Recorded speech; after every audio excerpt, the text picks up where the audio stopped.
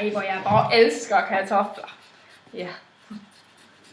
God, hej Børnlild, og velkommen til Fokus på Kunsten. Ja, i dag skal vi se lidt på en verdenskendt kunstner. Han er meget dygtig maler, og jeg vil lige våge på at stå, at alle kender ham. Ja, for det er nemlig Vincent van Gogh. Vi har et par punkter på programmet i dag. Vi har et interview med selveste Vincent van Gogh. Ja, han har simpelthen givet os denne fornøjelse at medvirke i vores program. Ja, det har han.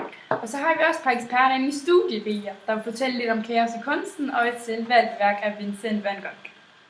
Ja. Han er en hollandsk maler, men i dag har han lært dansk kun for vores skyld. Han er en af de mest betydningsfulde kunstnere i europæisk kunsthistorie. Han har haft en kæmpe indflydelse på ekspressionismen. Ja, det har han. Og her kommer han. Vincent van Gogh. Ja, tak. Ja, og velkommen i studiet, Vincent. I dag har vi sammen med en af eksperterne nemlig valgt et billede, du har malet. Og vi har valgt kartoffelspiserne.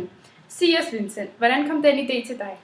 Jamen, motivet det kom endelig til mig, da jeg på min vej hjem passerede familien De Groets hus. Og bestemte mig for at hilse på, for sådan noget gør naboer jo. Da jeg kom ind for, sad familien samlet omkring bordet, der blev oplyst af en petroleumslampe. Der sad de og spiste, og jeg vidste med det samme, det var det mit motiv, jeg måtte male. Jeg var dog længe om at få skik på billedet. Det blev også mørkere og mørkere af de mange overmalinger, jeg lavede. Men ja, det var sådan. Hold da helt op! Hvordan er det så at være sådan en stor kunstner, som du nu er? Jamen altså, det kan godt være svært til tider, bestemt nu, hvor jeg lider af psykosen, men jeg er depressiv. Og manisk, altså det er jo ligesom manisk. Det betyder, at man er helt oppe at køre, altså i nogle perioder så er sådan, at det helt kører et meget højt tempo. Depressiv, det betyder at være helt nede i kulkælderen. Det har I sikkert også mærket til, ikke? Så det at være manio-depressiv, det er, når man svinger mellem, hvordan man har det. Det kan godt påvirke mig nogle gange, og hvordan jeg maler. Så ja. Ja, men held og lykke med det. Men hvor mange malerier har du egentlig malet i hele din karriere som maler? Jeg har malet omkring 900 malerier. Det er en masse, jeg ved det godt, men... Billedet viser en familie, der sidder omkring et lille spisebord og spiser kartofler og drikker te og kaffe i mørket.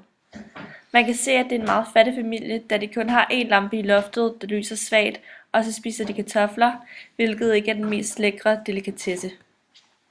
Det ser ikke ud til at have det særlig godt.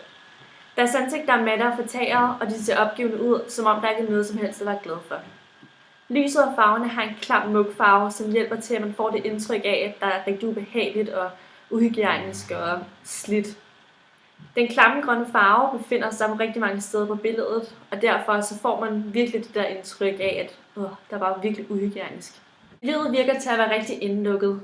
Det ligner, at der sidder 5 mennesker i et meget, meget lille lokale. Det ligner, at der er dårlig luft og gammelt træ. Der er muggen, slidt, ulækkert, fugtigt, og der er skadedyr overalt. Farverne, altså de sorte og grønne, gør meget på billedet. Det er det, der påvirker stemningen rigtig meget. Nu er det blevet min tur til at fortælle lidt om billedet, og hvordan jeg synes, der er kaos i billedet.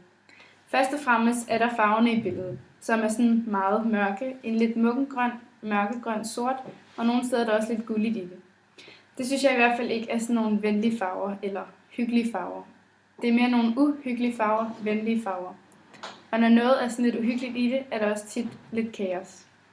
Og så er der jo de her 5 personer, som sidder og drikker te, og enten skræller kartofler eller spiser kartofler. Det er lidt svært at se, men de sidder der rundt om det lidt mugne bord, på nogle også lidt mugne stole. De ser ikke særlig venlige ud, de ser mere lidt skrappe og uhyggelige ud, og det kan der også være en del kaos i. Alt i alt er det et meget uhyggeligt billede med en masse kaos. Ja, det var så alt, hvad vi har i dag for Fokus på Kunsten. Tak fordi vi gik med, og på gensyn!